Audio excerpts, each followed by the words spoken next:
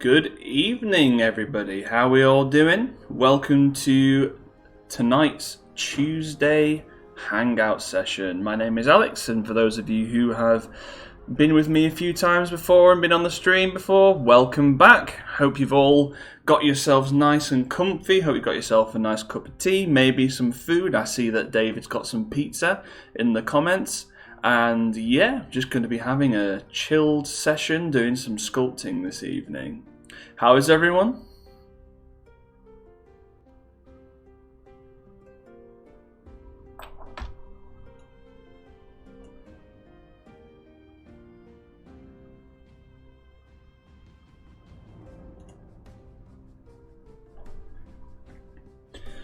So it was what was obviously very obvious in the title and the information in the video, also on the thumbnail.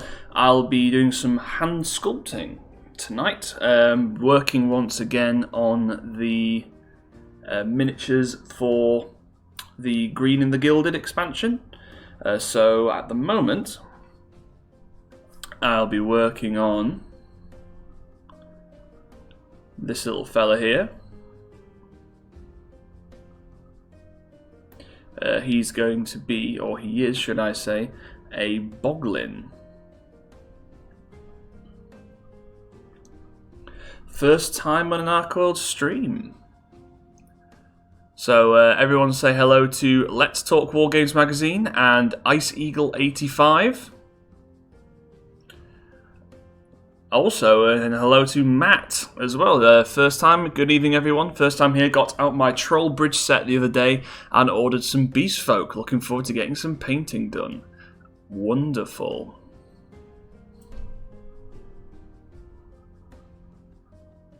So in terms of what the layout for this evening will be, obviously the last few streams have been quite active. Last week we did the solo play rules game.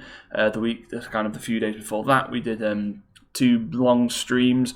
Today it's going to be a little bit more of a chill one. Just going to be, I'll just be sat working on some of my stuff, and if you guys have any questions or anything that you'd like to ask me, I'm here for the next 2 hours just to chat to you all. So this is actually the first time in a few days that I've had the chance to get some work done on the miniatures for ArcWorlde. I've been doing a lot of rules writing recently, working on the solo play, but also working on the mass combat rules for the advanced rulebook, which will be coming out in a few months' time. But also I've been doing a lot of preparation for the launch of my Patreon on Friday. Now I won't go into that too much because it's not to do with ArcWorlde, but I have been doing a lot of digital faffing about, sculpting, prepping files for print. I've been spending a lot of time actually printing out copies of the models just to kind of get the scale right and stuff like that. So this is I'm looking forward to just a few hours of chilled out sculpting.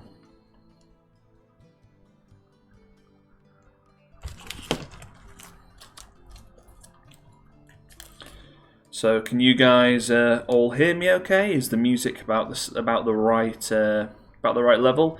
I managed to keep the settings from last week, so in theory it should be okay. But if a few of you can just kind of comment in the chat, let me know that everything is coming through loud and clear. Put my fluttering heart at rest.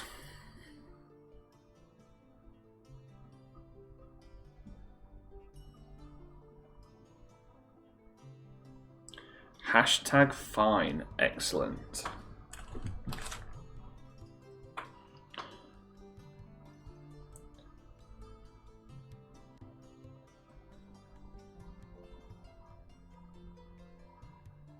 Yes, you're okay. Very little music.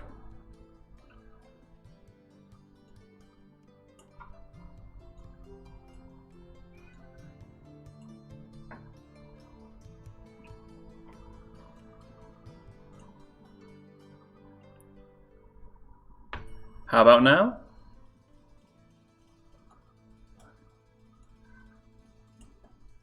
Okay. I knew it. I knew it was too good to be true.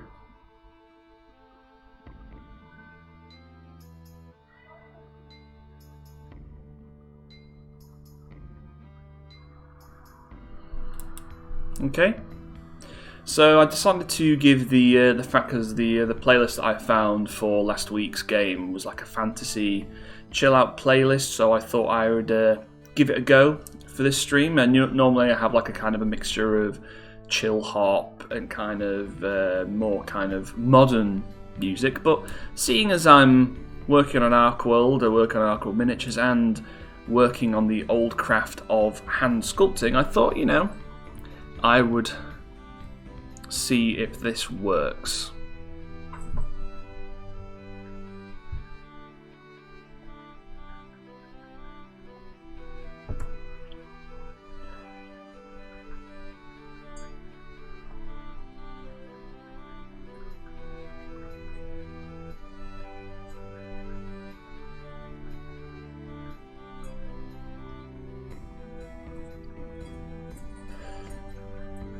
Matt is asking, what medium do I sculpt with? So what I'm working with at the moment is a mixture of green stuff.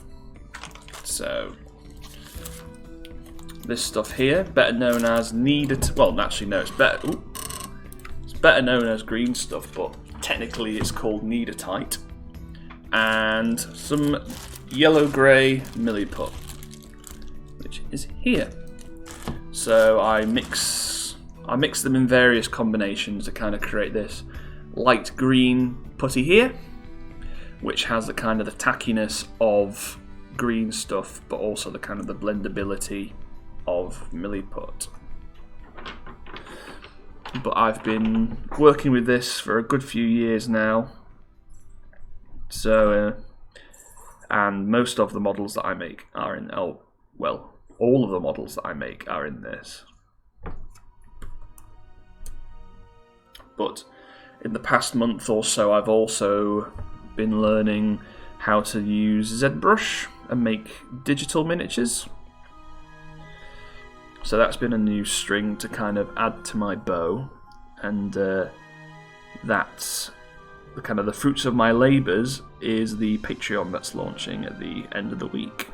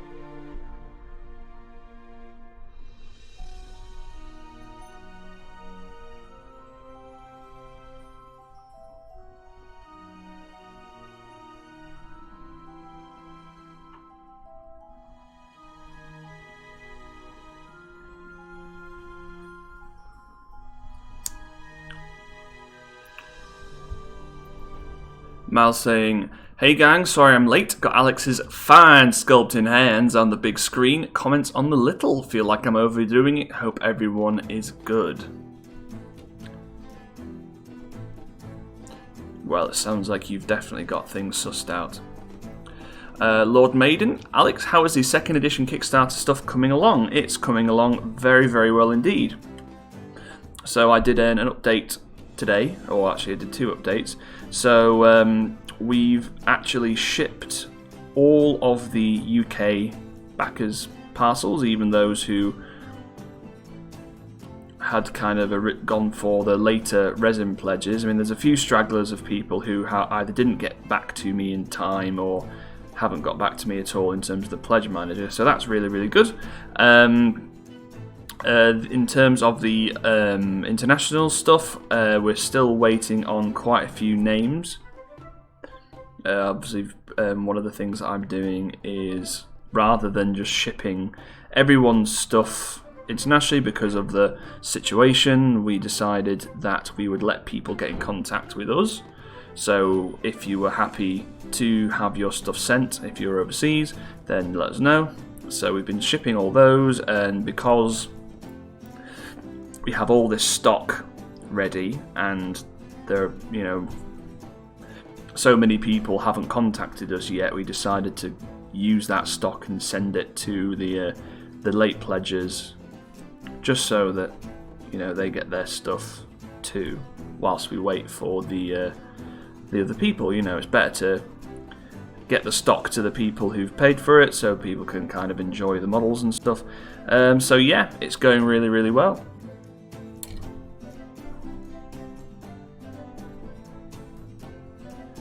As I said before, I've been doing quite a bit of rules writing as well. I've got the Battle for Troll Bridge rules kind of updated for 2nd edition. In terms of updating them, I didn't really do anything that exciting, because one of the big things about 2nd edition is that you create the stats for your own characters using the kind of the faction rule set. So for Battle for Troll Bridge, what I did was I created the characters that you got in it using the faction builder that's provided. So it just, obviously, if people, chances are if people are buying the starter set, it means that they're maybe not as au fait with the way that the rules work. So I kind of did it for them and said, look, this is I've done this for you, but this is how it works in the future.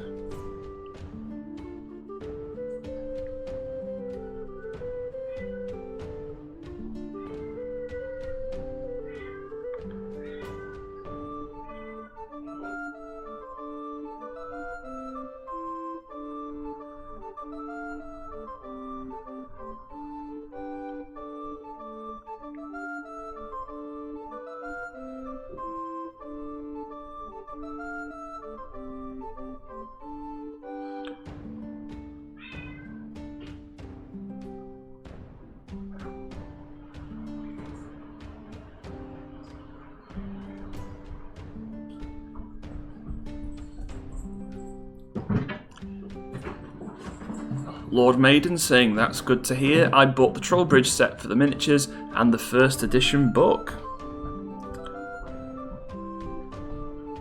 Oh, bugger. Just stuck my thumb right in the middle of that foot, so all those toes are broken. I think it's time to go in the oven just so that doesn't happen again.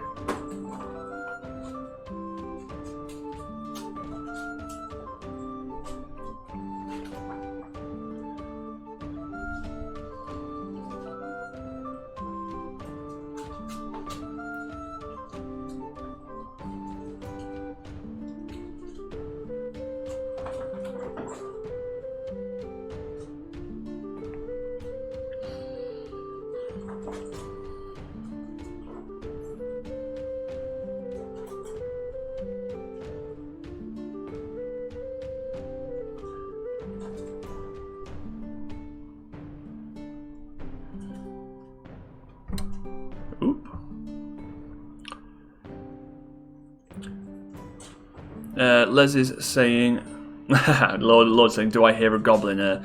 Yes, you do. She's quite noisy tonight. Obviously, she knows that I'm streaming and she wants to get involved. Les is asking, what's the rough and ready about the mass battle, or is it still very outline at the moment? I've pretty much done the first draft of it, and in theory it works. I mean, it's not particularly overly complicated. Basically, it's a way to, if you do have much larger games of ArcWorlde, like I'm talking about 2,000, 3,000, 4,000 gold games, so big games, you essentially gives you the option to clump your characters together in squads. So you activate them as a single model and move them about. They kind of work slightly differently in terms of combat and things. So it means that you're not having to activate 50 models one at a time. You know, it just kind of simplifies that. Other than that, there's really not that much difference. As I said, it's not meant to be a whole new game. It's just meant to kind of give a little bit of an extra flavour to the core ArcWorlde game. But if any of you guys are interested in reading through the first draft, get in contact with me on Facebook and I'll send you over a copy.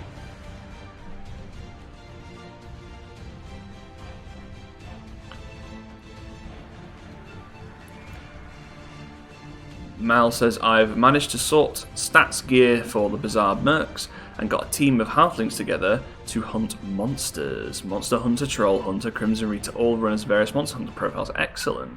You see, this is exactly what I wanted to happen with the rules, because obviously there are so many miniatures out there that I've sculpted over the years, and especially for you guys who like for some reason like the older models, it gives you an option to literally use your entire collection.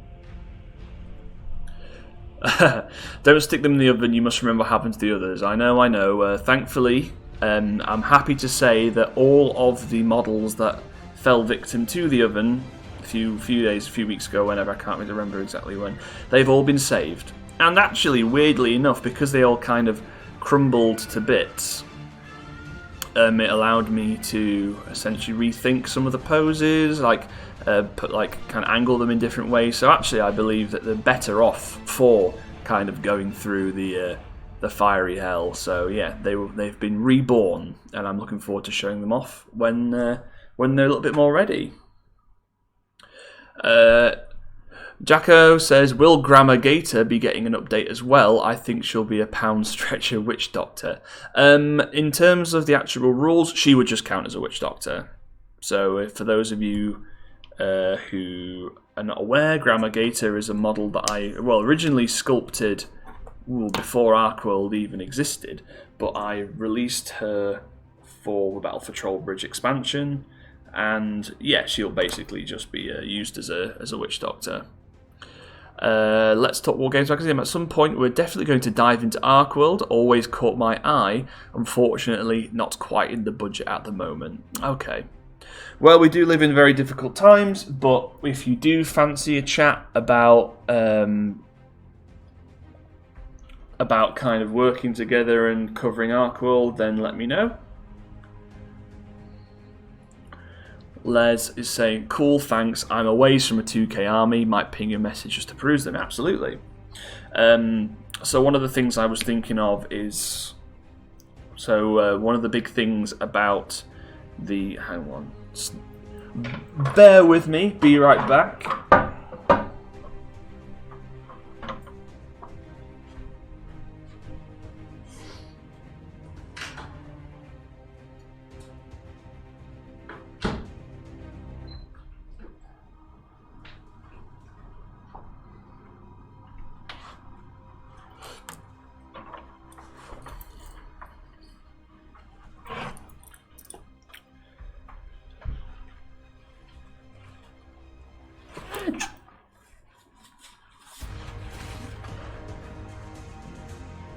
So one of the things I've been kind of talking with the guys on Team Warplock about for the mass combat game is you just need like a hell of a lot of troops, like units and things like that, to really pad out the the army. So obviously in ArcWorlde normal, your force is called a warband, but in the mass combat game it's called an army because it's obviously much bigger than another warband.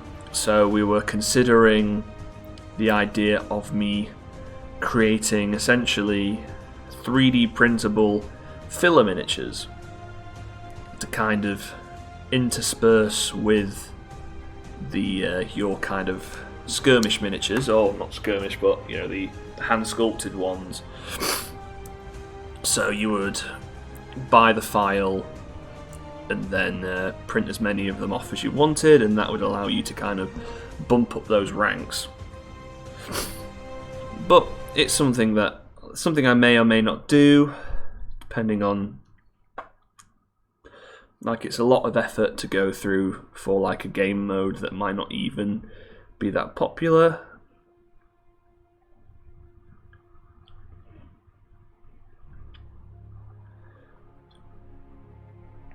Because especially, for most people, they're not going to have enough miniatures to kind of play the mass combat game as it is.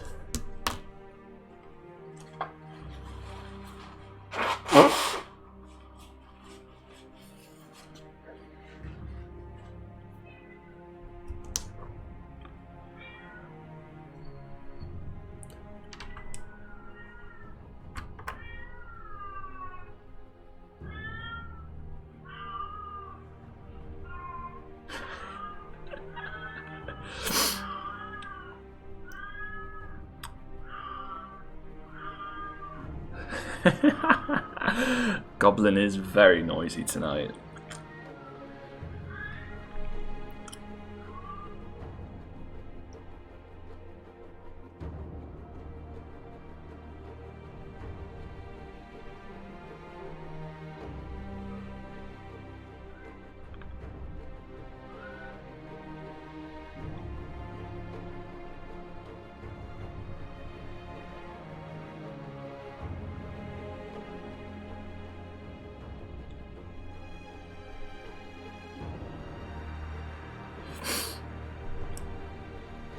Is all that racket coming from you, Goblin? Yeah. Yeah, that's better, isn't it?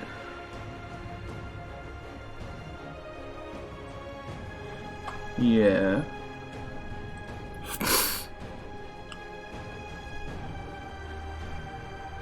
Wayne Burton's saying, sounds like the idea that would work at a meetup. We'll all bring 2 warbands join in for teams of large game. Absolutely, and one of the big things about Second Edition is that it very much encourages you to construct warbands using not only just one faction, So a kind of a grand alliance between different warbands would definitely work for a mass combat game.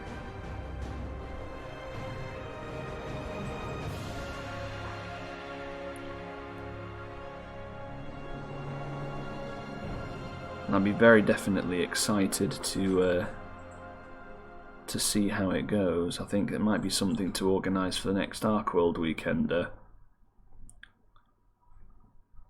we get like a massive table of so that and everyone kind of pools their warbands together. That would be really, really exciting.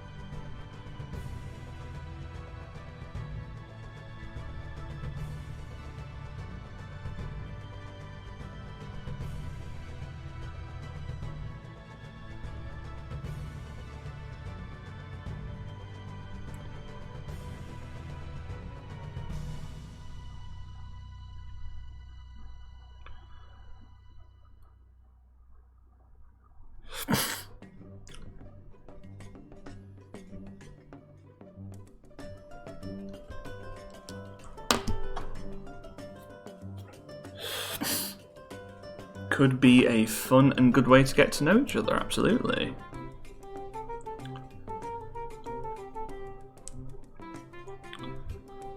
Maybe a campaign of smaller games leading to a mass battle finale would be good. Absolutely.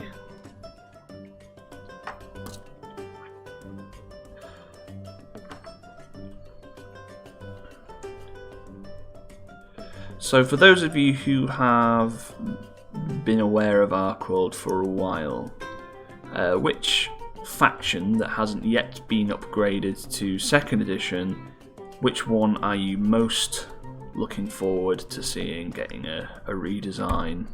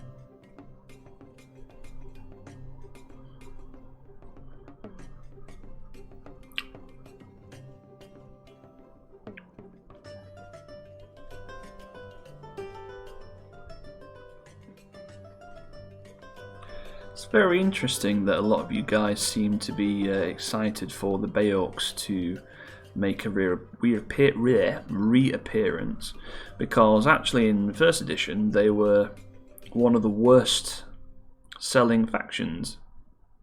Fun fact. Which always really upset me, because the Bay Orcs is always one of my personal favourites.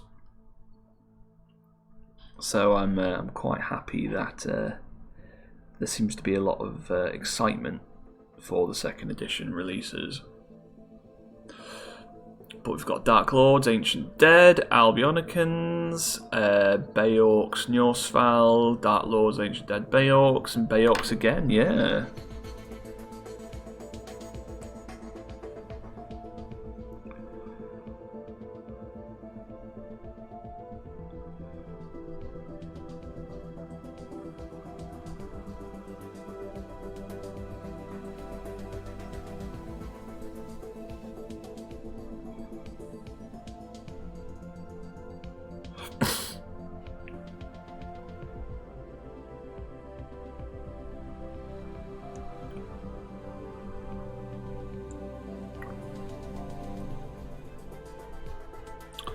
Les is saying, Mal, Warhowder would be cool, like the old Warhammer Fantasy Battles Empire War Wagon.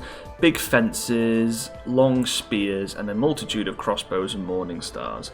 Well, this was actually one of Dave's ideas to do a kind of another bullocks, another it's the big creature that the thing flinger is on, and do another one of them for the halflings. So it's definitely definitely an idea.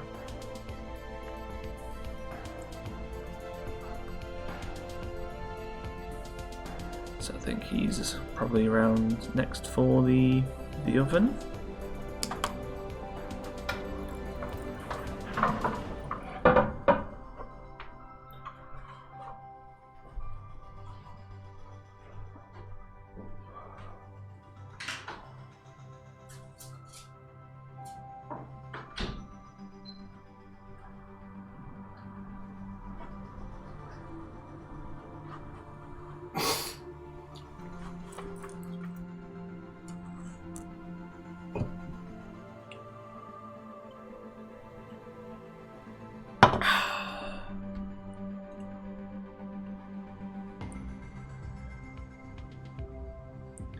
Don't incinerate that one.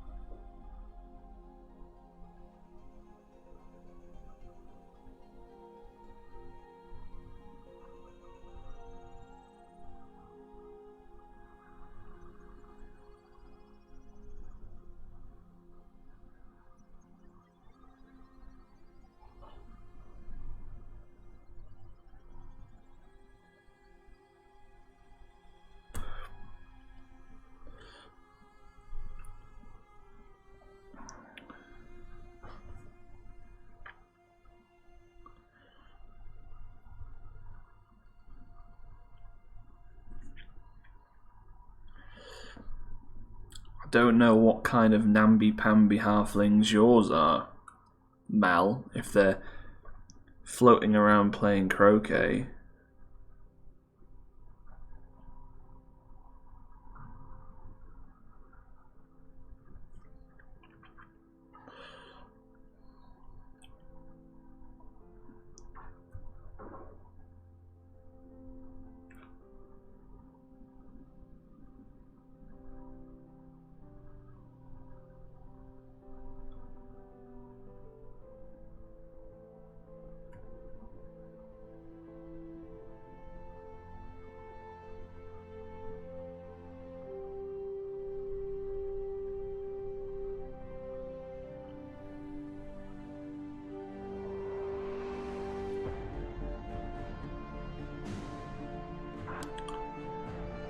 Mal, what about you? What factions would you like to sculpt update after the Green and the Gilded?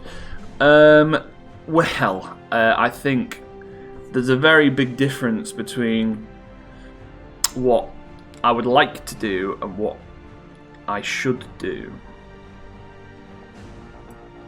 Because obviously one of the big things when you do create a game is you have to try and stick to a kind of a release schedule. You know, make sure that all of your factions are thoroughly kind of represented and stuff like that. So in terms of which one am I looking forward to doing, I'm really looking forward to actually working on the 2 new factions for 2nd edition. So the Wizards and the Vampires. Now they will be released in an expansion called Blood and Magic, and that should be roughly ready for Salute next year. So that's the plan. So the plan is for the rest of this year, the Green and the Gilded will be coming out in July. Then the next expansion after that, which will probably be around October to November, will be the Gremlins and a bunch of kind of big monsters and stuff like that. And that will be called Delve into the Nether Realm, the Nether Reach. Sorry, and because in the lore, the Gremlins live in this kind of hollow earth expanse into ArcWorlde. Like there's like a teeming jungle that's actually inside the earth, and there's tunnels that kind of reach out to all over the planet, and then they kind of scurry out. So the plan is to do some Gremlins for them, do the updates to that faction, to do some kind of cool jungle themed monsters, which I'm really looking forward to doing. So you'll see the return of the Death Kiwis. Those of you who are ArcWorlde veterans, and we should see the release of a creature that I've wanted to do for ages, which you might have seen the work in progress version that I did around Christmas. So yes, so that should be very, very exciting indeed.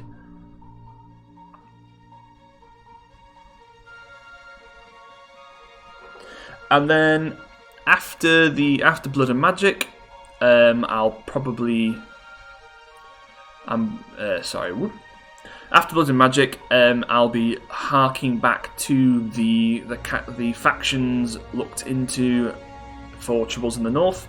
So probably call the expansion something like Return to the North or something, and that will see the resculpt of the Norsefeld, the Dark Lords, and the Ancient Dead.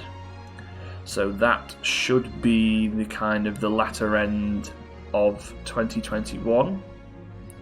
So we've got a good number of releases over the next few years. And then after all the initial 12 factions have seen releases, I shall be looking into launching some more playable factions. So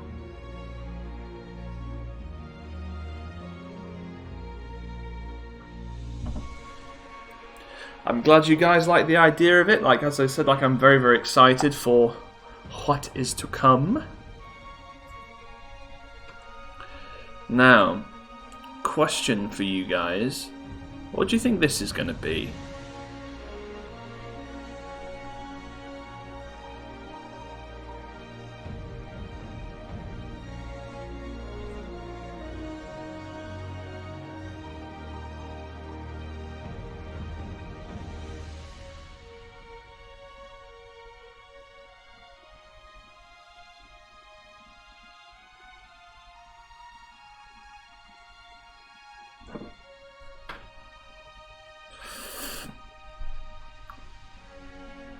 So this is going to be a model for Green and the Gilded.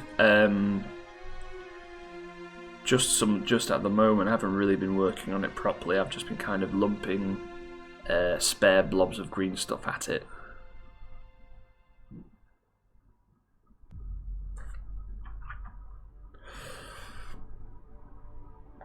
It will have horns, Wayne.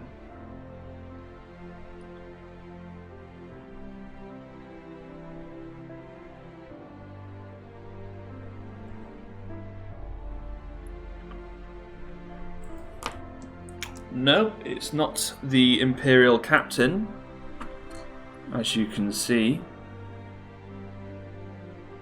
Slightly smaller than the Imperial Captain.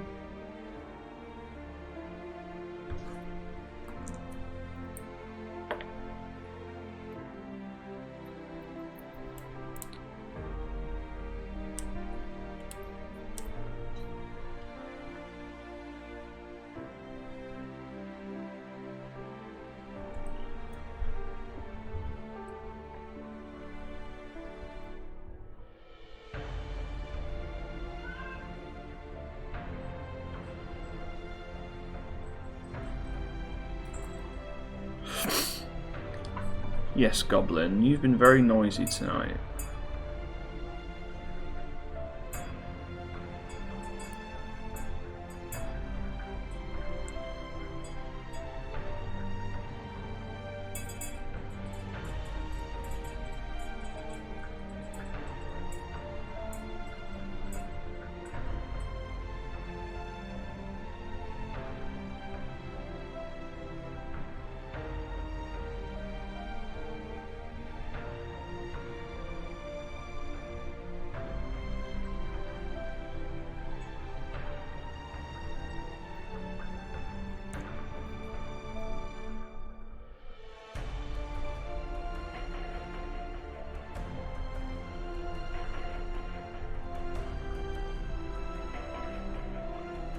This might be a bit of a clue.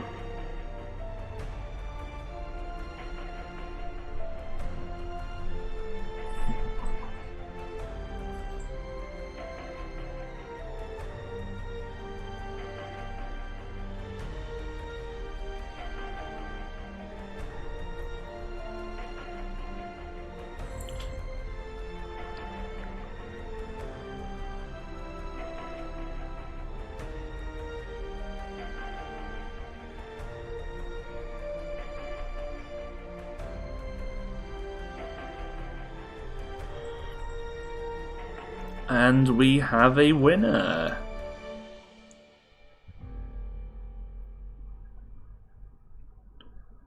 So the plan is that I'm going to be doing some new models for the first 4 factions for the Green of the Gilded. Not particularly anything like new, because each faction is limited to the number of kind of types of characters or that they've got. However, one of the big things that you can do in ArcWorlde 2nd edition is really customize them with different equipment loadouts.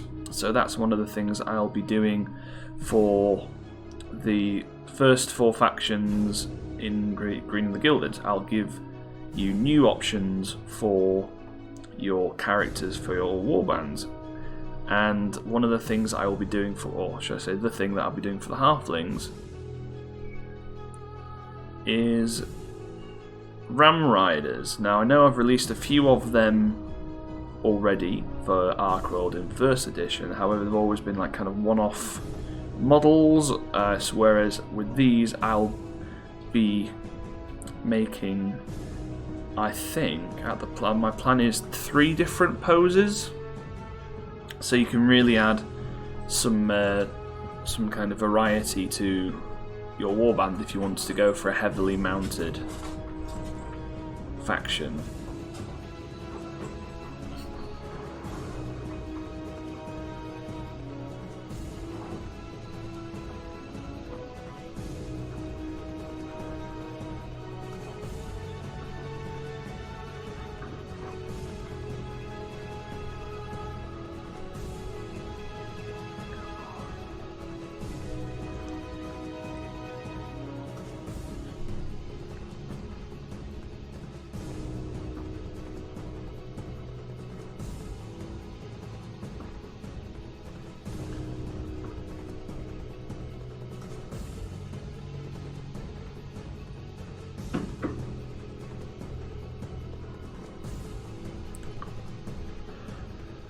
So for those of you who've read through the rule book or read through the faction profiles, what new models would you like to see for your faction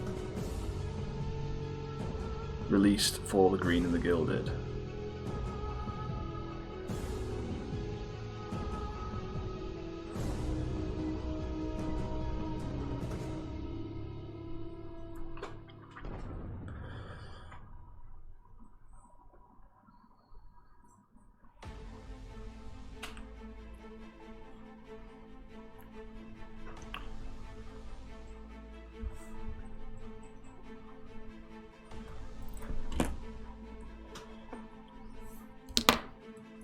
Les says he ran a mounted town guard in heavy armor in a game last week. Seriously powerful. Wow. So you see, I would probably make almost like a fully armored knight on a ram to kind of represent that. And that's the thing, like, and that is the really kind of good thing about the new ArcWorlde system, is that it really gives me scope just to make whatever I want, because there's so many different combinations of characters and equipment and stuff like that I can really essentially just make whatever I want, and then it'll fit to the faction. I can just say, oh yeah, this looked like you could use this. Say for example, if I did make a fully armoured halfling knight on a ram, I would say probably use what Les says and say that it'll be a mounted town guard in heavy armour. But if you have any ideas for the elves, the undead, or the beast folk, do let me know if there's anything you'd like to see.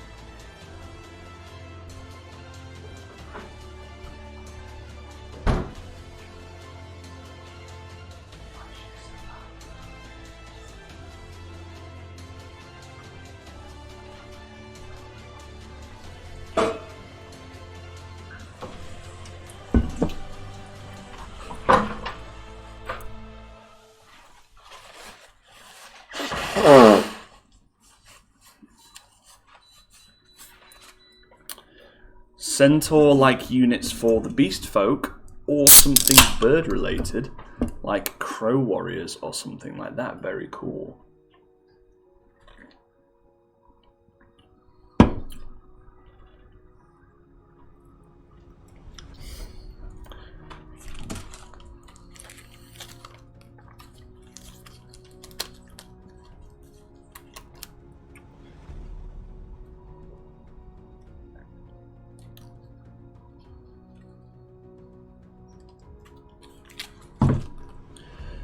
Maybe a mounted elf model. Very good idea. So, for those of you who have read the rules, you can actually mount. You can mount an elf on the back of a briar elk.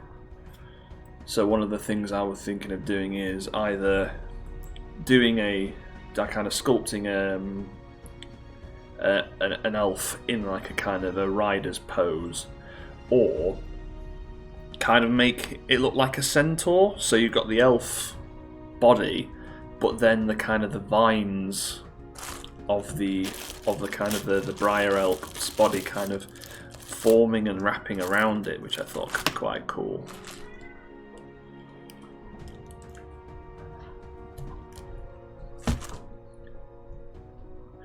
In terms of the beast folk, I was thinking of doing a few more kind of creature combinations. So one of the big things for them in the game is that you can kind of equip them with different animal traits. So I'll probably be doing a few of them just to kind of bulk those numbers out a little bit. Mounted Boggun on saber-tooth armor would be cool. For undead, more pistols, ranged weapons, and a mounted undead raider. Excellent.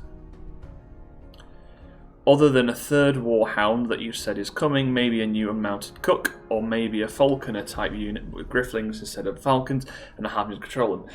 But you see, I can't just do loads and loads of stuff for halflings, Mal. I know that they are if I wanted to retire early, I would sculpt nothing else than halflings. But unfortunately, I need to try and keep them balanced in terms of model count with the rest of the range.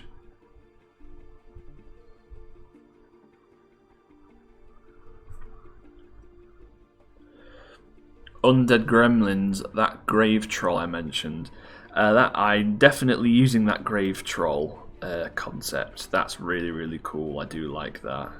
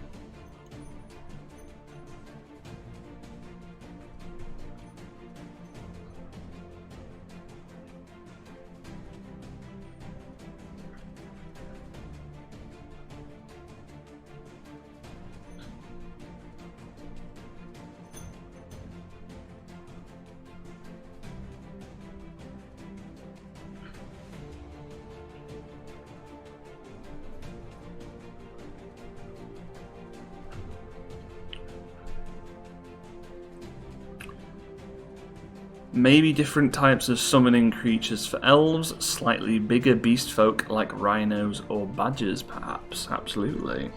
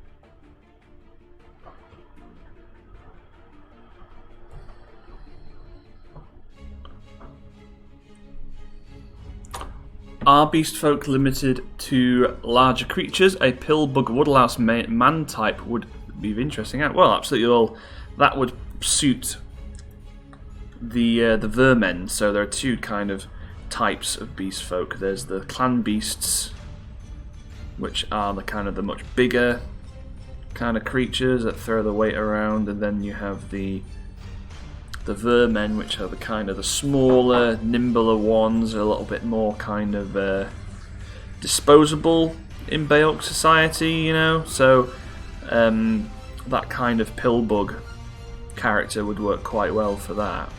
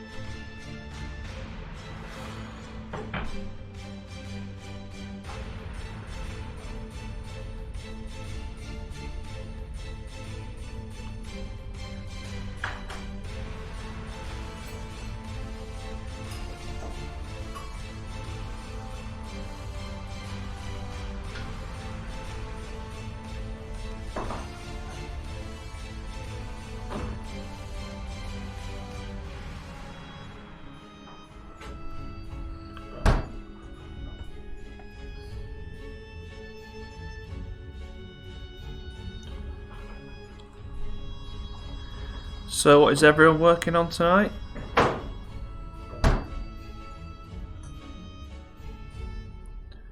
Are you just sat and chilling?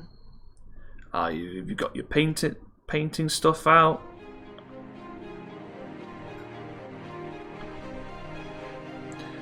Or are you a lurker? Are you a lurker and have never commented on the main chat before? If you are, don't be shy.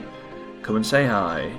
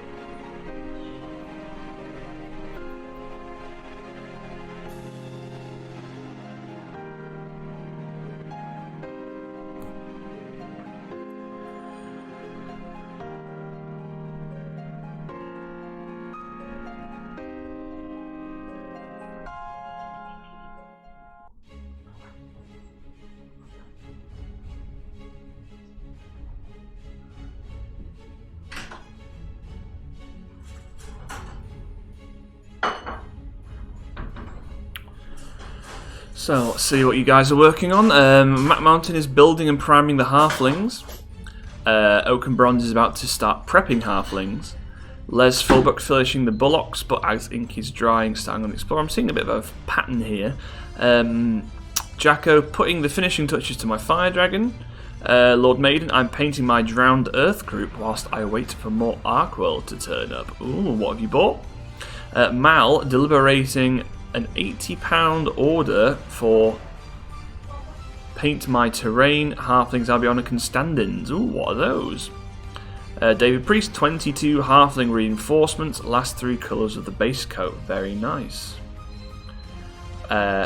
Wayne is painting Carrion Rats, and the Skibdraga I'm going to use as an alternative for the Undead Ogre. Very, very nice. Mal sounds a good way for substitute. So it can be used too, but different models, absolutely. And that's what I was going to suggest using the Skibdraga for.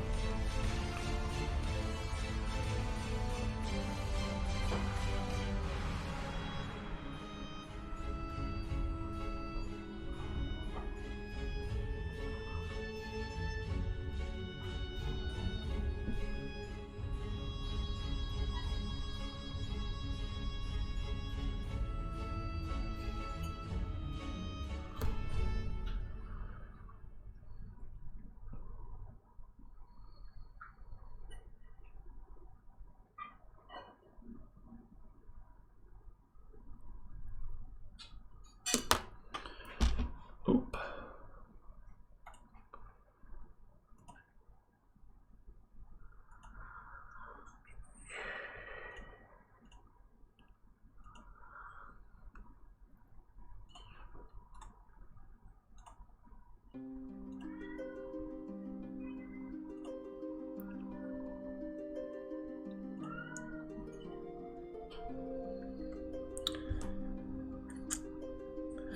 Let's Talk Wargames magazine. Unfortunately, you're working. What kind of job are you doing so you can come and hang out with us?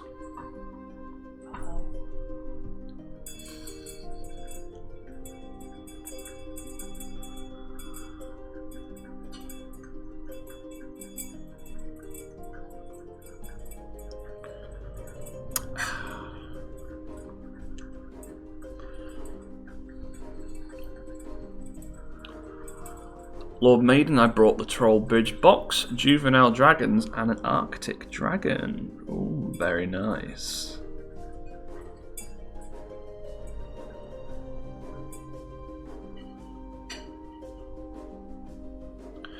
Mal, I'm currently using the Old Tor Gaming Relics Britannians for Albionicans at the moment. I may or may not have purchased a Playmobil pirate ship to convert for them. Oh, awesome.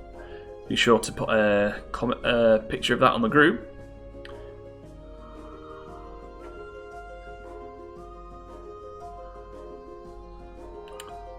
I'm finished. Let's Talk War Games magazine is finishing up a review of the Warhammer Underworlds online computer game. Ooh. How is it? Or you don't want to give us any spoilers?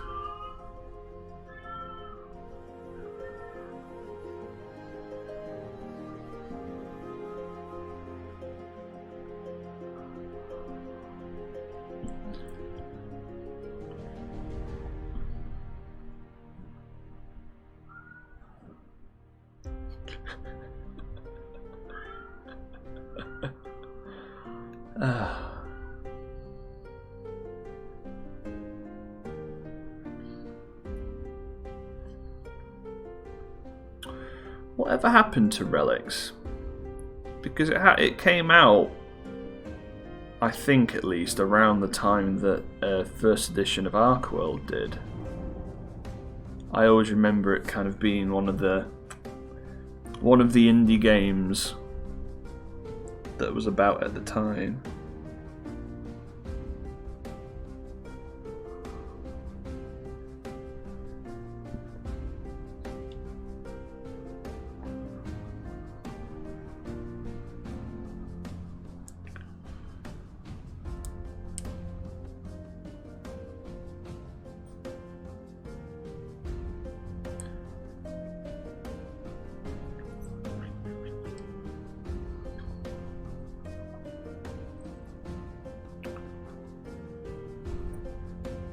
You're being a noisy kid tonight.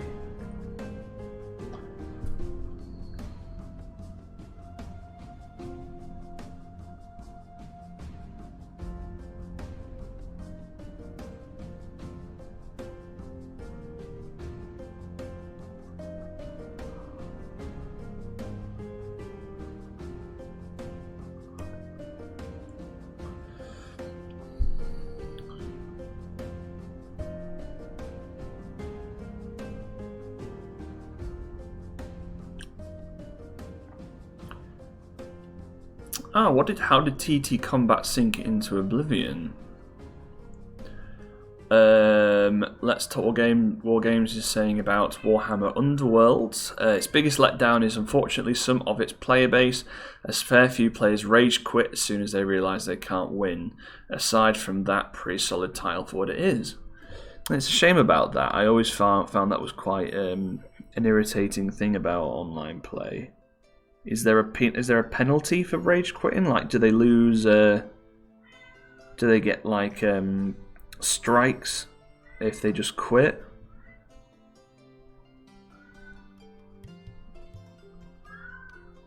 Because I don't know, I might be wrong, but I think there's a few games that penalise you if you just quit all the time.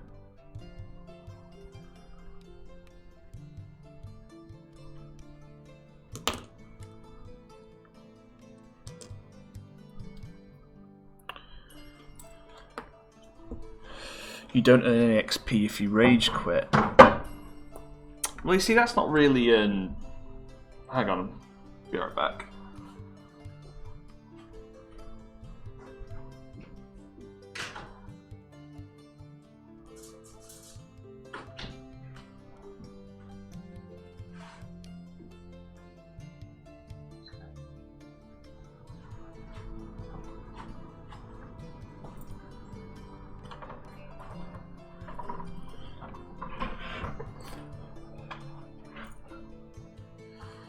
Yeah, so if the only penalty is that you don't earn anything, surely there's no downside to rage quitting.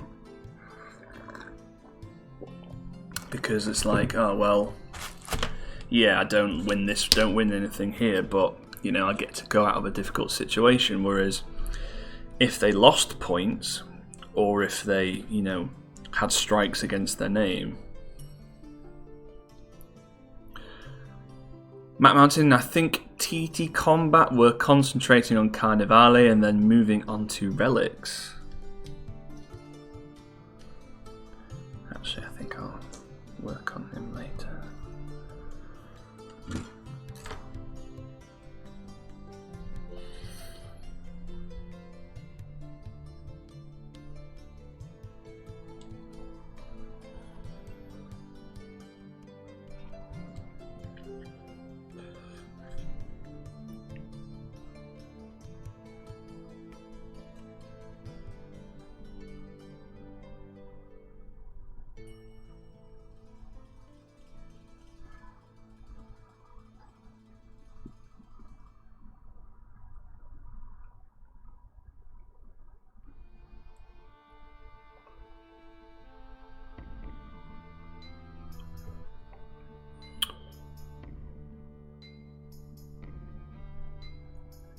I used the old Mega Bloks Flying Dutchman ship, even though it looks nothing like the film version. Ship worked under pirates. I actually did the same thing.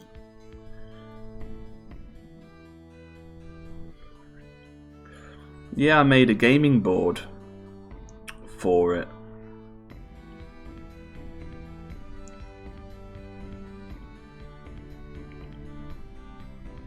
Hang on, let me just do this little bit here and then I'll see if I can find a picture.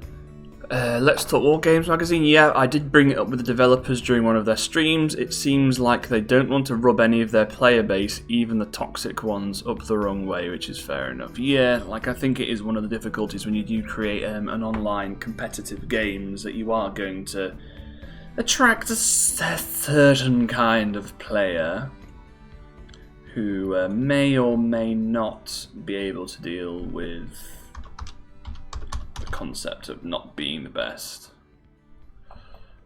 Is this it?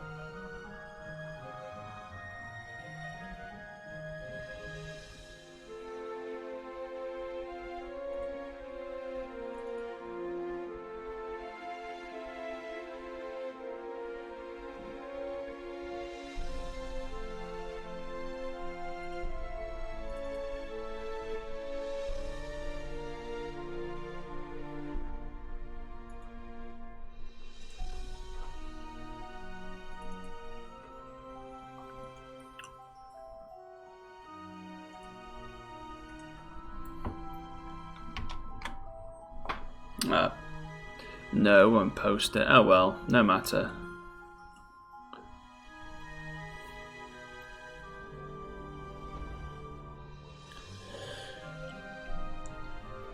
We're all wargamers. We've all experienced that one guy who doesn't like losing, absolutely. Which is why we have the Gentlefolks Code of Conduct in ArcWorlde.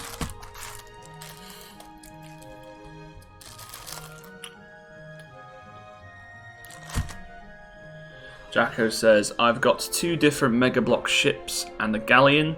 Keep meaning to build a harbour board as a place for the undead to invade. Very nice.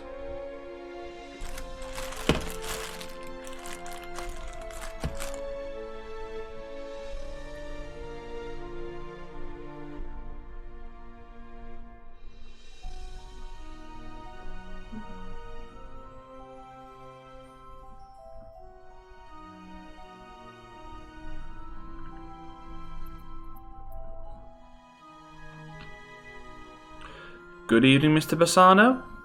Very good to see you. Wayne says the terrain contests sounds good and sharing terrain ideas ArcWorlde Mildark Forest style. Absolutely. Like I was thinking of doing now that people are starting to get their Kickstarter miniatures, I was thinking of doing another painting competition. Keep people out of trouble in the quarantine.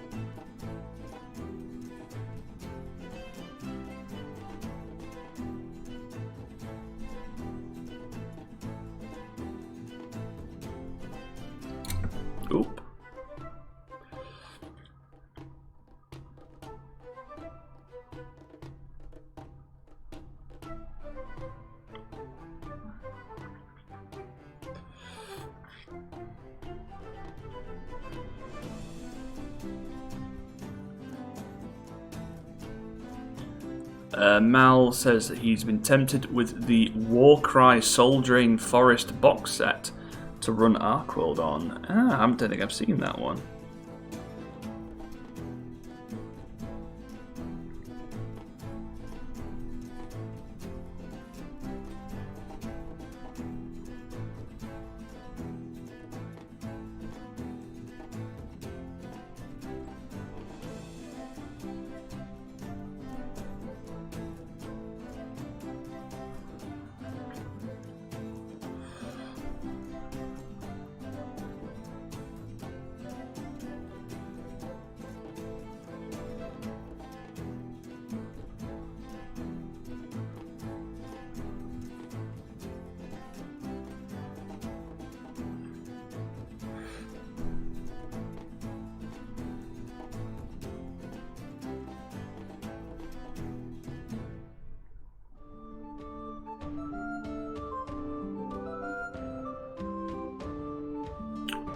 Matt and Wayne are up for a painting competition. Good to hear it.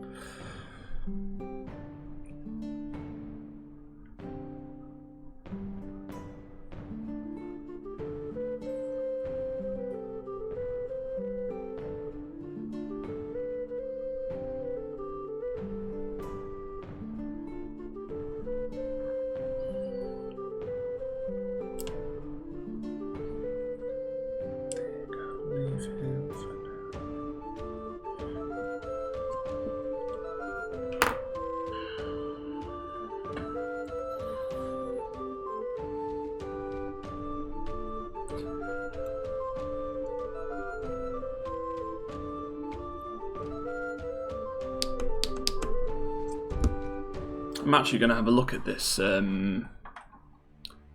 What's it called?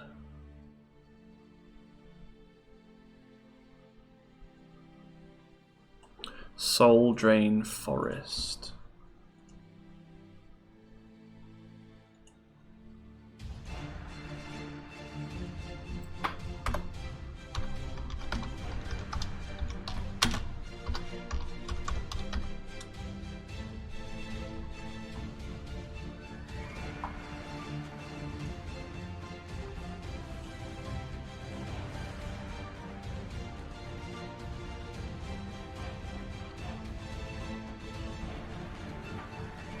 Actually, yeah, that would be quite. That could work for Mildark.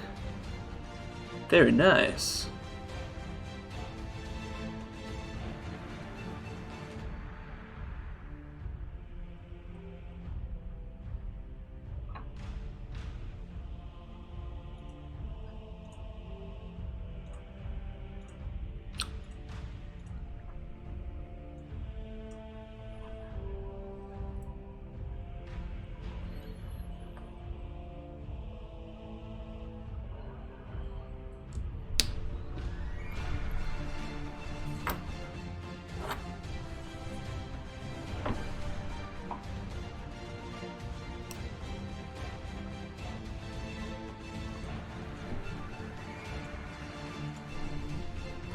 I think I'm going to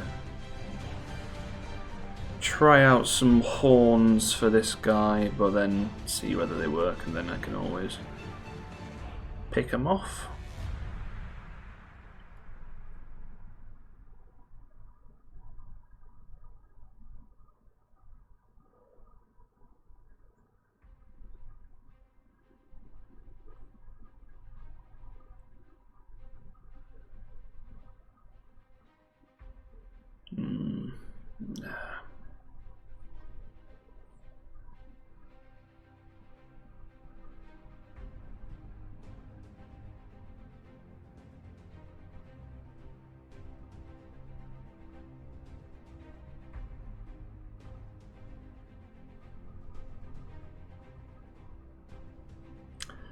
Yeah, I think I'll work on him later.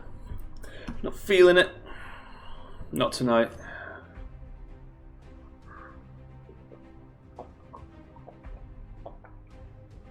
Oh.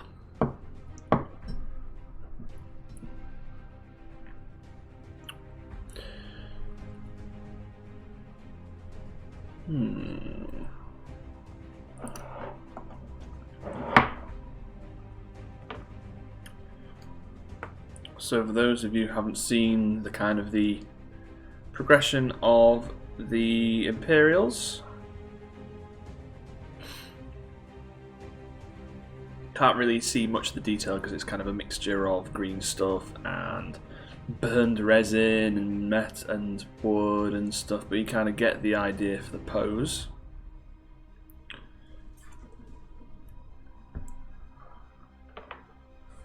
Then this guy again, still got a little bit of work to do just to kind of tie him up.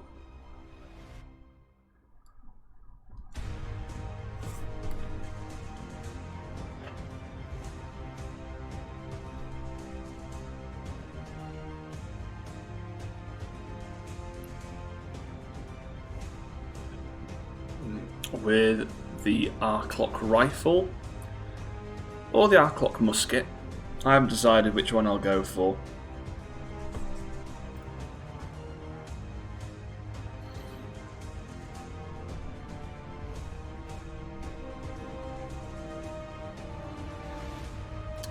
Another one, obviously work in progress.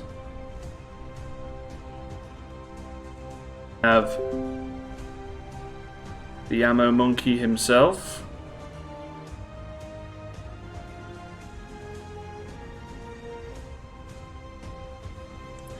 So I'm really happy with this model. It just came together really well. Still a little bit more to do in terms of the details and stuff, but I'm very happy with him.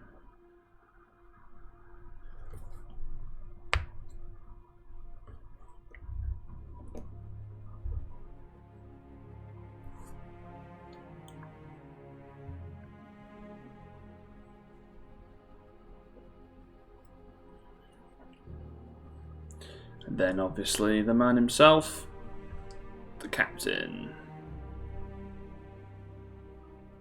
So still quite a lot of work to do on him to kind of finish the legs and stuff like that.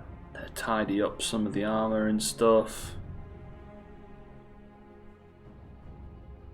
Quite happy with how that gloved hand is looking. But yeah, I'm very much looking forward to painting these.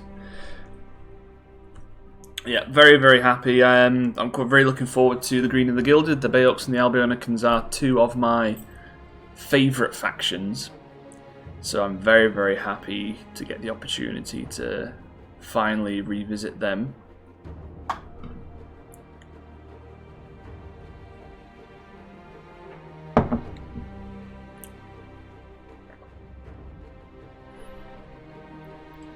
Let's pop these back.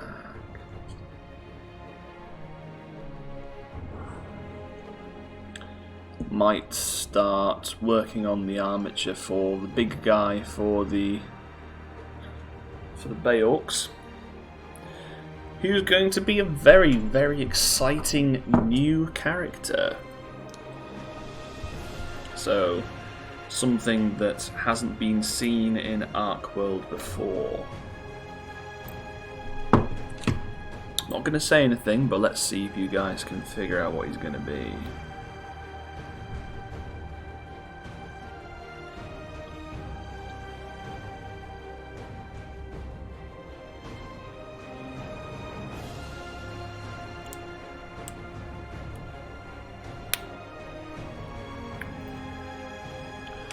No, Mal, not a forest troll. A forest troll is a monster that can be used by anyone, so he's not going to be the go-to for Bayoks. I think there'd be a lot of people quite disappointed if I just re-released the forest troll again, rather than give them their own unique big guy.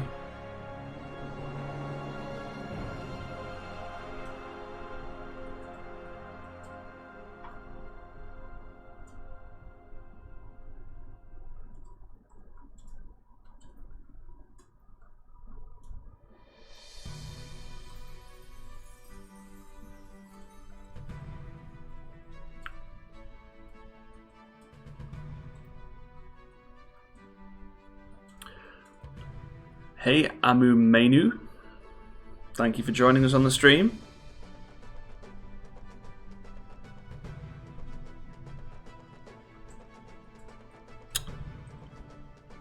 Try and think of a voodoo monster. They use a lot of chickens in voodoo. Well, this is definitely related to voodoo. You might be slightly surprised about what he is. But he's something that I found in my research. So I think that's going to be about right.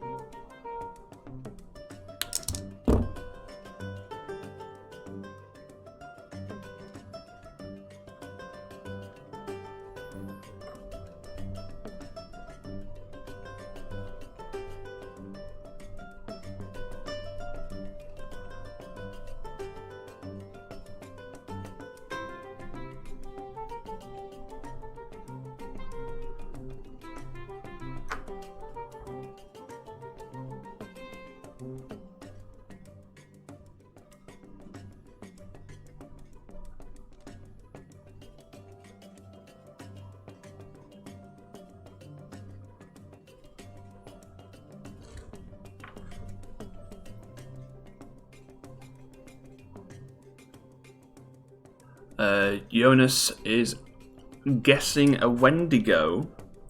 Now, it's not a Wendigo, but you are getting on the right track. That's all I'm going to say.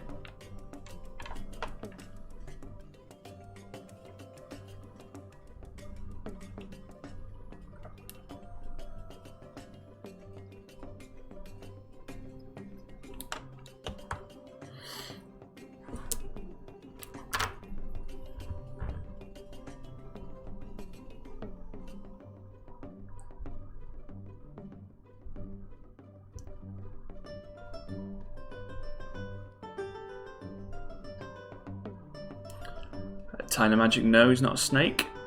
I'm a menu. Alex, I finished all my Wild Elf painting. Can't wait to use them soon to get summoned on the field. Excellent stuff. War Chickens would be good, but Titan Snake would scare the heck out of me. No, it's not a flyer, Jacko.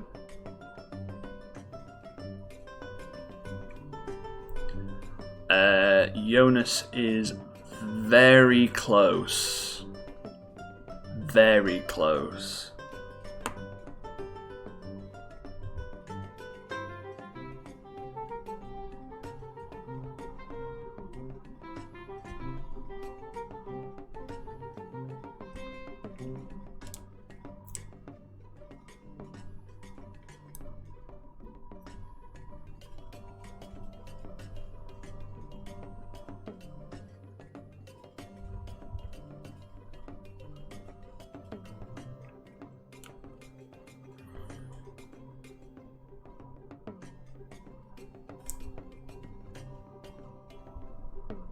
Romper or hyena? What's a romper? I don't think I've ever heard of that before.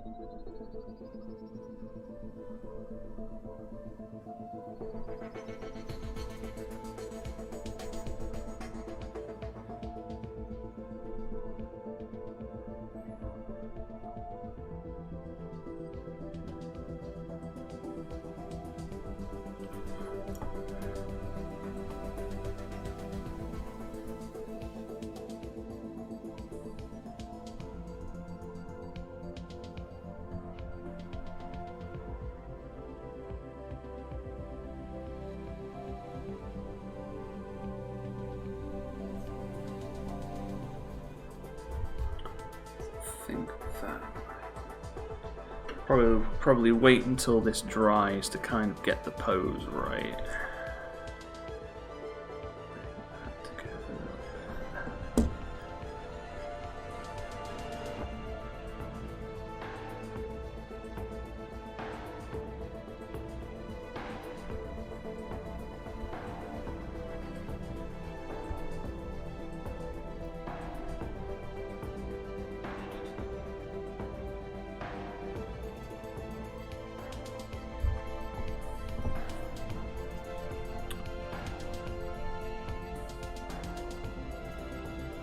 Skunk Ape, nope, you're going cold again. But is a mythical creature in Voodoo. Mal says that he's going to need a basilisk.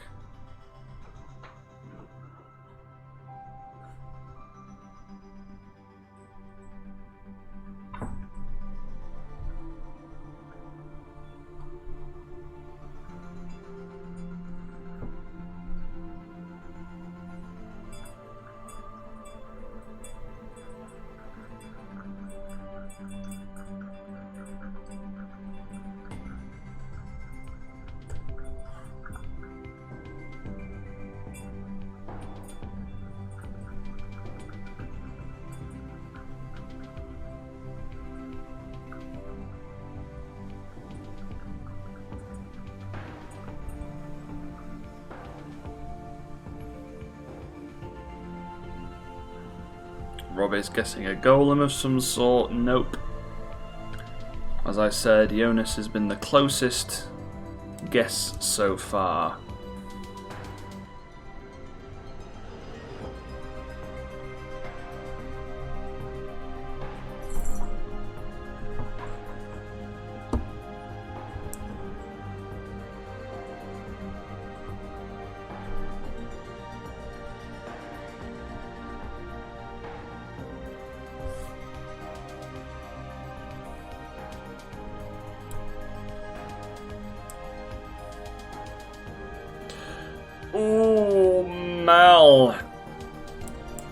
think the point goes to Mal.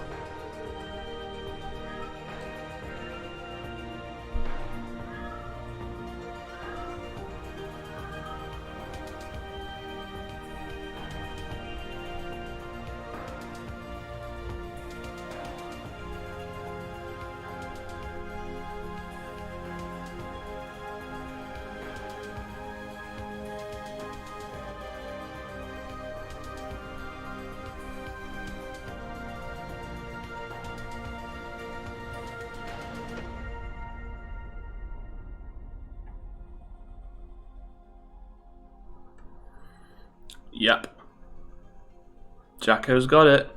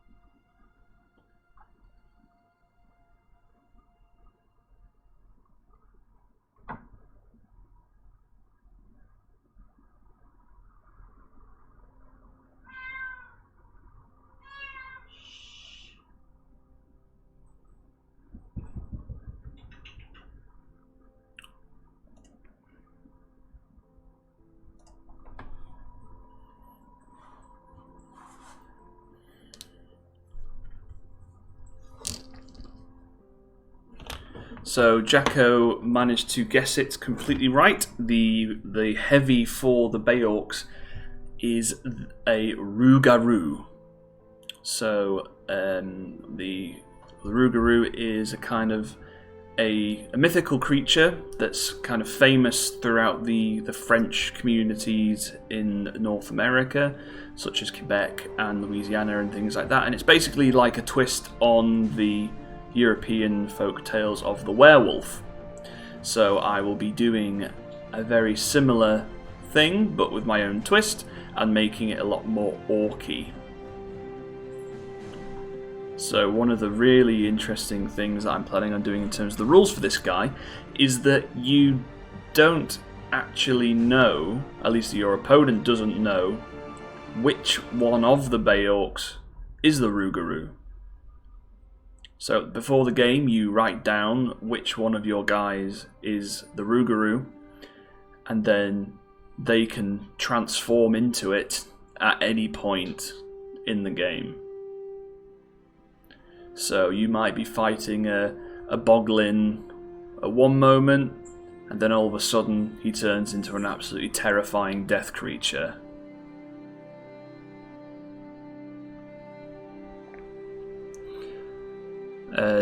Dad's asking, what's up with Goblin, Alex? She's very noisy. So we think that because she's about 6 months old now, our little cat, and we think she's probably on heat because she's been quite noisy recently. We think she's calling out for a boyfriend.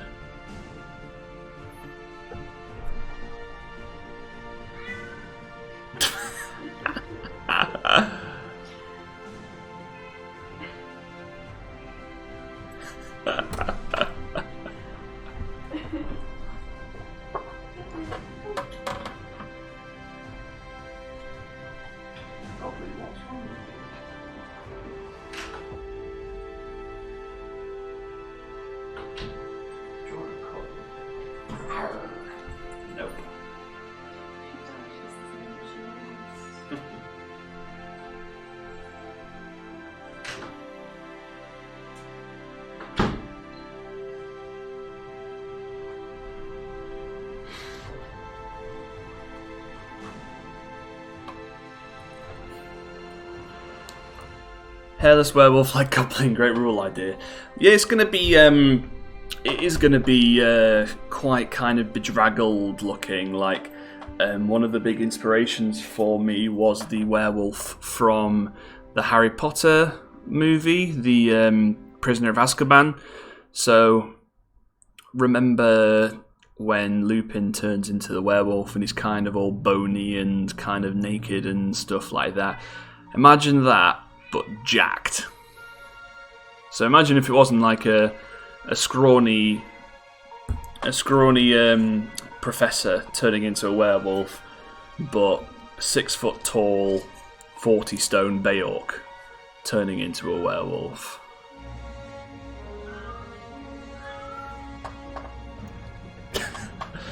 Is there a place where she's actually meowing? Like, see if you can sneak up on her and see what she's meowing at.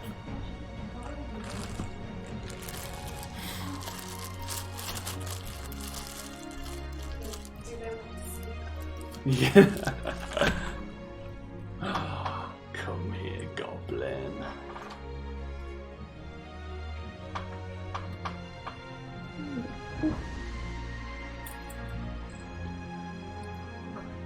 Would anyone like to see Goblin?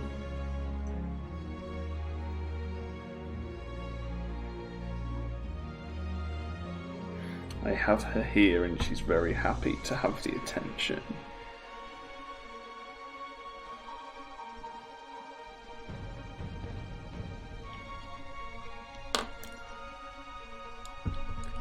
Ooh.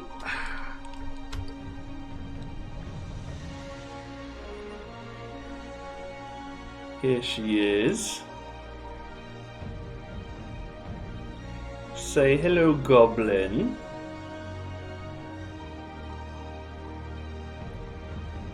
Hello.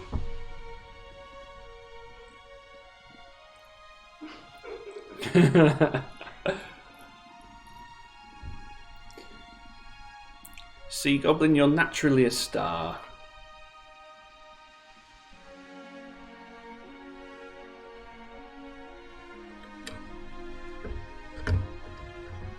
Oh, there we go.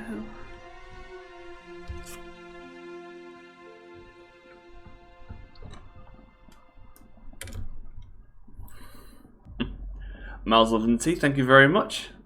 Mouse says hello, Goblin. Scruffy Crow.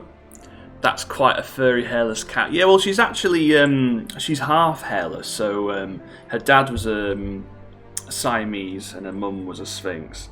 So she's kind of covered in wool like a sheep.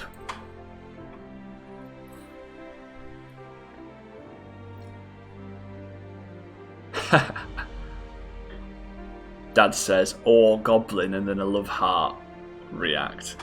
I think he's a very broody granddad. I think he's quite looking forward to meeting her when all this is over.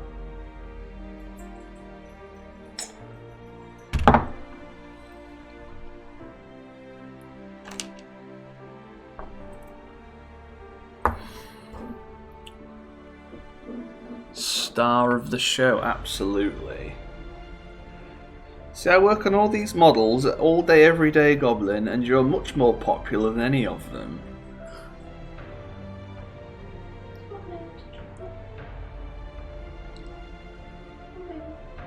Is Goblin going to get her own spin-off show? Well, if that's what the public wants.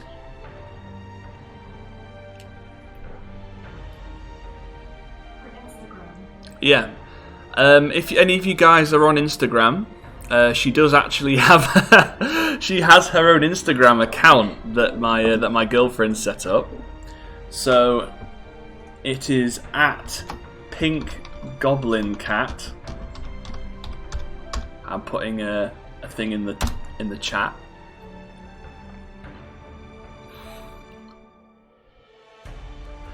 Simon, late stream. Good evening, guys. Good to see you, buddy. Jonas says, sad the cat wasn't around for me to draw inspiration from when I was sculpting the Looks-A-Lot kitten. That sort of cat was exactly what I was going for. Absolutely. Let's talk Wargaming Magazine. How popular would a Goblin miniature be? Ooh, I don't know. What do you think, Goblin? Would you like to be immortalised forever? Well, interestingly enough, one of the factions that I have planned for after the first 4 have been made. Sorry, not the first 4, the first 12 have been made. may or may not be a feline-themed one. No more clues for now, but just a little heads up for the future. Probably looking to be released. Wayne saying that it was a shameless plug from you.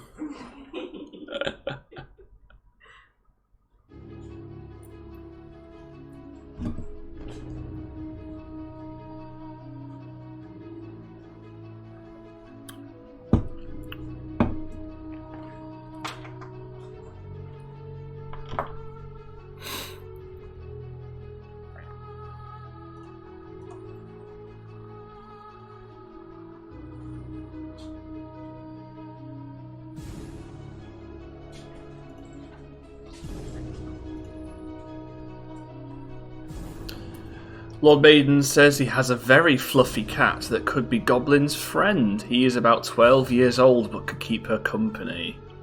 Oh, he sounds like a gentleman. Because Goblin's only 6 months old. We've only had her for a few We've only had her for a few months, and I've never had a cat before, so it's definitely been a learning curve.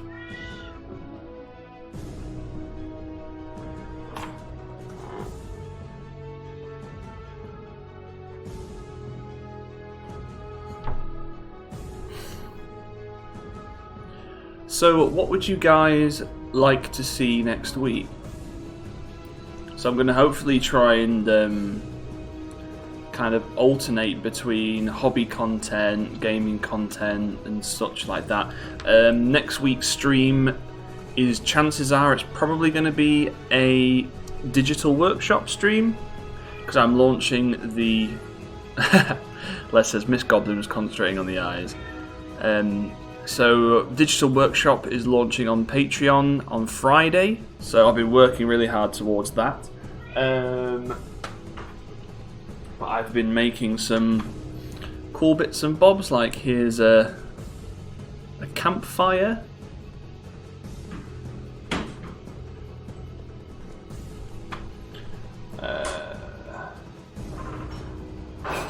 Here's a Goblin Shaman. That's part of the set. Ooh. Then, ooh. Thank you, honey.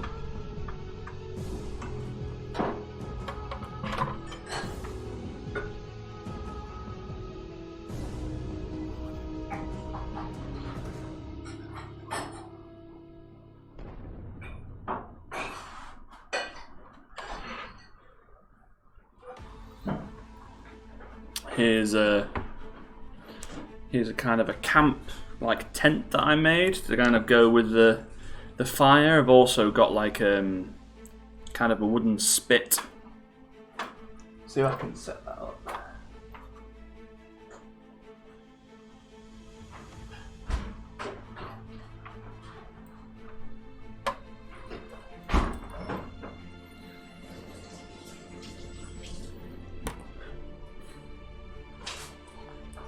So that goes on there, and then I've got like a little pig on a spit. This is just a rough print, a really quick one, just so I can get the scales right. And he goes on there, like that, and then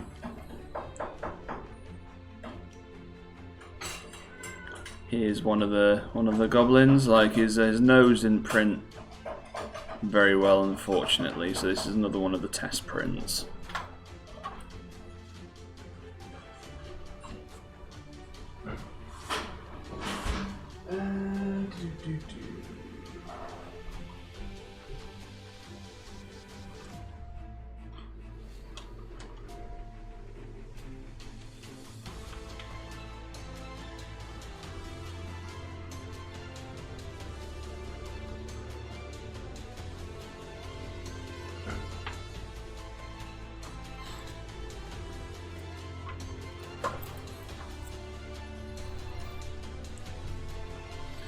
And here's one of the archers.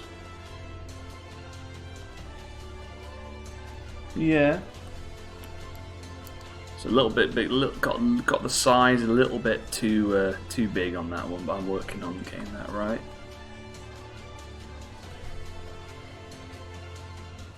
And then here's the war boss. He's still got a lot of the flash on him that I haven't cleaned up just yet.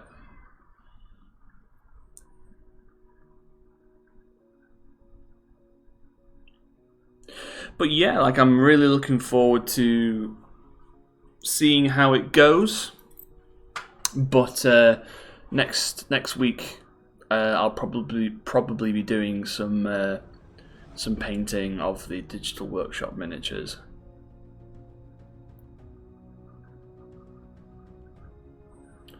Lord mate, I'm gonna have to find either someone with a printer soon or pay you more money. Well, I am actually doing a pledge level on the Patreon where I print off a set of the miniatures and send them to you. It's going to be very, very kind of limited because one of the main reasons is I'm doing it essentially because I know that a lot of my ArcWorlde community don't have access to 3D printers, so I wanted to give people who don't an opportunity to have the miniatures. But there's maybe going to be only 10 of them available. So if you do want to kind of grab one of them, make sure you kind of keep an eye out on on Friday, because that's when everything's going to be going online. Because I've only got one printer and I can only print so fast, so I've only have an opportunity to do so many. But it's definitely been a really exciting. Jacko, will you also do the models to order? I could do, as I was saying before. Like, there's going to be a monthly pledge. Excuse me.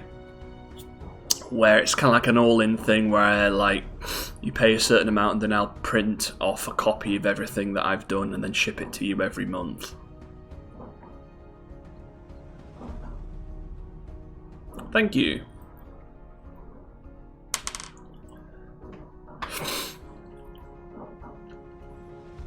Friday on Patreon or on the shop? On Patreon. So everything will be on Patreon. And Dad, you could, however, I've only got... I'm not sure my printer is good enough for cast quality models.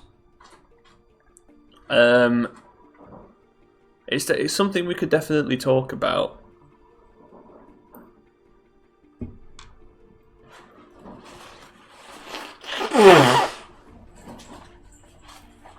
I think if the other option is obviously we get them printed off professionally. But anyway, it's something I'll definitely think about.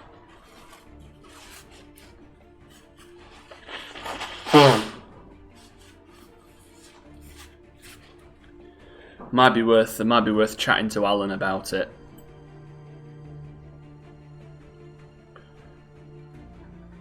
I'm using an Elegoo Mars, James.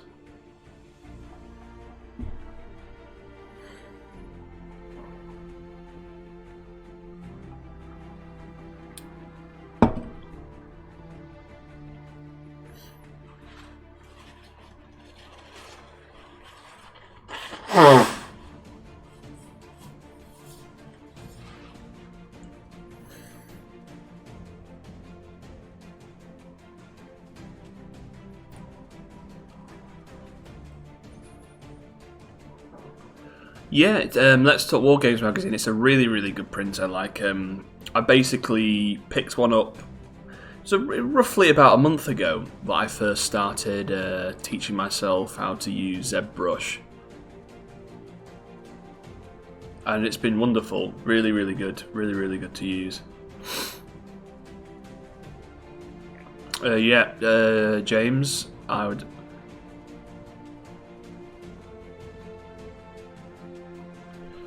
Weighing costing and demand to think about. Absolutely, like obviously, like In terms of actually casting, there's a lot to do for ArcWorlde and things like that, so I wouldn't want to put too much emphasis on the casting of these digital miniatures. Like, they are made to be printed, but if there really was like an outcry for cast and sort of printed and cast versions, then I'd definitely look into making them available as casts.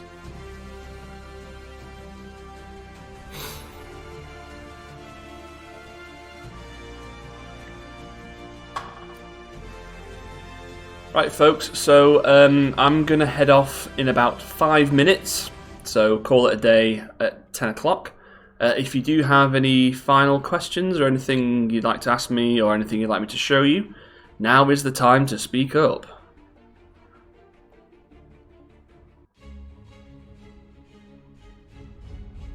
And you can tell by the sudden change in dramatic music that we've only got so much time left.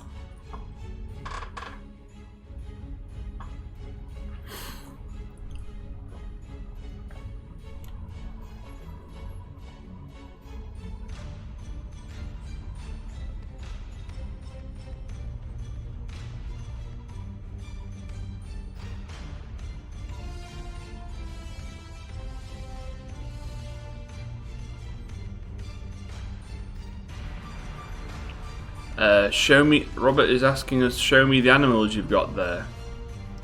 Which animals? Mal is asking, will the Hobblesha faction bands be stock in the future? Yes. So at the moment, my dad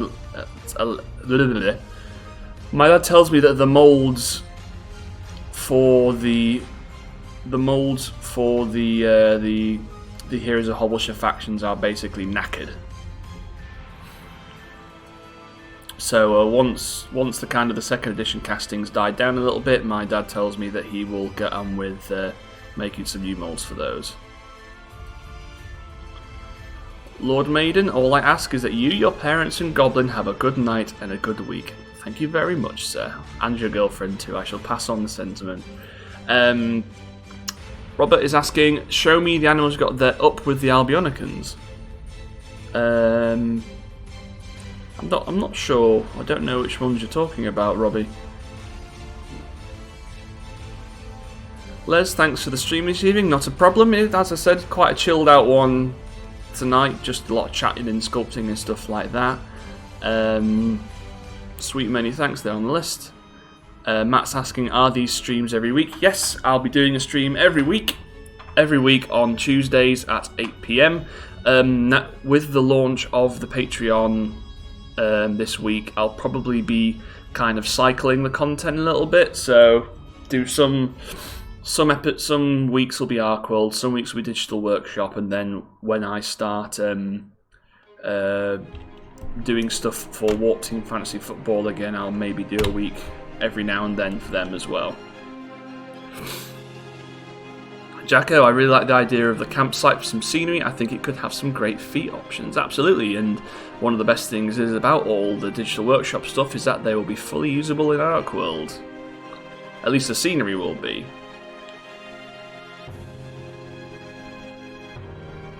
Awesome, it was fun. No, thank you very much. I hope you enjoyed it, seeing it's your first time. Stay safe, everyone. See you next week. Hope you enjoyed yourself, Dad.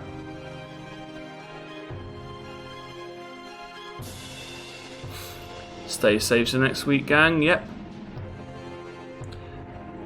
Good night, everyone out there. Hope you are looking after yourself and your loved ones in these weird times, and I shall see you here again the same time next week.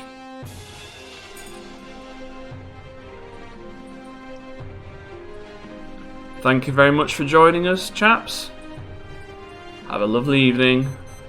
Bye-bye.